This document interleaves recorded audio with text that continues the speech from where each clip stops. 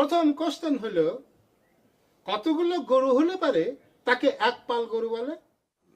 জি, কয়টা গরু থাকলে তারে এক পাল গরু? 10টা গরু। ভুল উত্তর।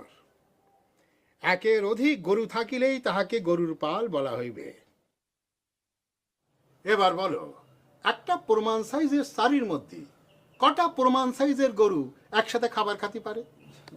ধরেন যে খুনকার সাহেব, একটা চারির মধ্যে কয়টা প্রমাণ সাইজের? 4টে প্রমাণ সাইজের গরু। আনকারে দুটো দুটো দুটো প্রমাণ সাইজের গরু খাতি পারে। পরের কোশ্চেন, সারিতে খৈল ভুসি আর বিশালির মিশ্রণের আনুপাতিক হার কি হইবে? মিশ্রণের ভুসি বিষ।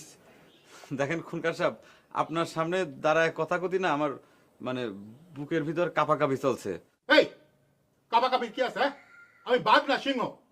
শুধু আমার মেজাজটা একটু চড়া। তাই তো লেখাপড়া কতদূর করেছো? জি, ওই মেলা দিন আগে আপনার ওই বর্ণমালা শিখেছিলাম, কিন্তু ভুলে গেছি। ওরে 23 মেরেছে। তুমি তো আমার গরুগুলোকে মেরে ফেলবা। তুমি তো ভিটামিন ভেবে বিষ খাওয়াই ফেলবা। বিরাট রিস্ক। আরে আজকাল গরুর রাখাল হতে গেলি পরেও কিছু লেখাপড়া জানা দরকার। না না তুমি আনালাও যাও যাও, আমি তো চাকরি দিতে পারলাম না।